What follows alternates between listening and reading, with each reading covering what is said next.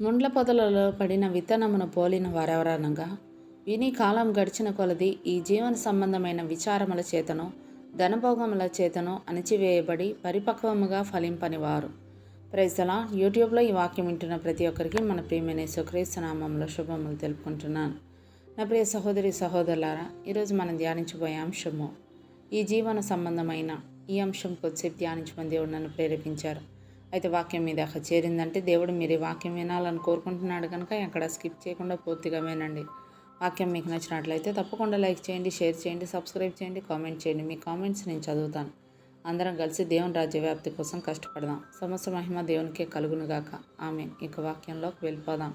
లూకాసు వార్త 8వ అధ్యాయం 14వ వచనం మనం గమనించినట్లయితే, ముండ్ల పొదలలో పడిన విత్తనమును పోలిన వారెవరనగా విని కాలం గడిచిన కొలది ఈ జీవన సంబంధమైన విచారముల చేతను ధనభోగముల చేతను అణిచివేయబడి పరిపక్వముగా ఫలింపనివారు అంటూ లేఖనం సెలవిస్తుంది. చాలామంది క్రైస్తవులు చర్చికి వెళ్తారు కానీ వాక్యం ప్రకారం జీవించరు. దేవుడు వేరు, వాక్యం వేరు అన్న భావనలోనే క్రైస్తవులు జీవిస్తూ ఉంటారు. ఆది యందు వాక్యం ఉండెను, వాక్యము దేవుని యొద్ద ఉండెను, వాక్యము దేవుడై ఉండెను అంటూ యోహాను సువార్త 1వ అధ్యాయం 1వ వచనంలో రాయబడి ఉండటం చూస్తున్నాం. వాక్యం తెలియకుండా మనం దేవుని అర్థం చేసుకోలేం. వాక్యం తెలియని క్రైస్తవులు దేవుని తమకు ఇష్టమైన రీతిలో ఊహించుకుంటూ మోసపోతూ ఉంటారు. వాక్యం తెలియని క్రైస్తవుల జీవితాలు ఫలించవు. యేసు ప్రభు చెప్పిన విత్తువ అనే ఉపమానము క్రైస్తవుల జీవితాలను ప్రతిబింబించేదిగా ఉంటుంది. క్రైస్తవేతరులు ఎలాగూ దేవుని వాక్యమును అంగీకరించరు. కాబట్టి వాక్యం విత్తబడిన తర్వాత వాక్యంను అంగీకరించే విషయంలో క్రైస్తవుల ప్రవర్తన ఎలా ఉంటుందనేది ఈ ఉపమాన సారాంశం. 3 రకాలైన క్రైస్తవుల మీద వాక్య ప్రభావం పనిచేసే విధంలో త్రోవ పక్కన ఉండే క్రైస్తవులకి వారి 2 చెవులకు ఉండే పెద్ద రంధ్రం ద్వారా విత్తబడిన వాక్యం హృదయాల్లోకి వెళ్లకుండా బయటకు వెళ్ళిపోతుంది.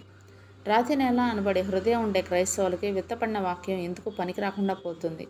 వారు పూర్తిగా ఈ లోకానుసారమైన జీవితం జీవిస్తూ తమ అవసరాలకు మాత్రమే దేవుని దగ్గరకు వస్తారు. విత్తబడిన వాక్యమును అంగీకరించినప్పటికీ శ్రమలు వచ్చినప్పుడు వారి హృదయంలో వాక్యం నాటబడి ఉండనందువలన వారి మీద వాక్య ప్రభావం ఏమీ ఉండదు. ఇక మిగిలిన వారు అల్ప విశ్వాసులు. వారికి విత్తబడిన వాక్యమును ఆనందంగా స్వీకరిస్తారు. వాక్య ప్రకారం జీవించాలన్న కోరిక ఉంటుంది. కానీ ఈ జీవన సంబంధమైన విషయాల వలన వారి విశ్వాసం సన్నగిల్లి లోకం మీద ఆధారపడతారు.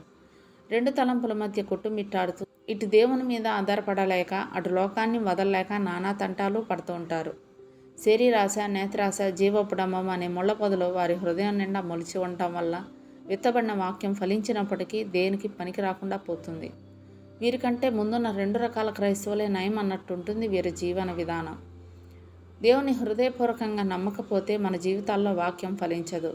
ఈ లోకానుసారమైన జీవితం జీవించేవారు దేవుని హృదయపూర్వకంగా నమ్మలేరు. మత్తయి సువార్త 26వ అధ్యాయం 41వ వచనంలో రాయబడిన ప్రకారం ఆత్మ సిద్ధమే కానీ శరీరం బలహీనము అన్నట్టు బలహీనమైన ఈ శరీరాన్ని వాక్యం ద్వారా బలపరచాలి. ఈ జీవన సంబంధమైన విచారాలు, ధనమోహము మనల్ని దేవుని మీద ఆధారపడకుండా చేస్తాయి. కాబట్టి వాటికి దూరంగా ఉన్నప్పుడే విత్తబడిన వాక్యం మనలో ఫలిస్తుంది. వాక్యానుసారంగా జీవించడానికి కట్టుబడి ఆ ప్రయత్నంలో ఉన్నప్పుడు మాత్రమే మన విశ్వాసం పరిమాణమును బట్టి అది 30 అంతలుగా, 60 అంతలుగా, 100 అంతలుగా ఫలిస్తుంది. కాబట్టి ఈ జీవన సంబంధమైన విచారములను అధిగమించడానికి వాక్య ప్రకారం జీవించాలి. అందుకు మీరు సిద్ధమా? మళ్ళీ నెక్స్ట్ వీడియోలో మనం కలుసుకుందాం. అప్పటి వరకు మన దేవుని ప్రేమ, రక్షకుడైన యేసుక్రీస్తు కృపయు, పరిశుద్ధాత్మ సహవాసం ఇప్పుడు ఎల్లప్పుడూ మీకును మీ కుటుంబానికి తోడైనగాక. ఆమేన్.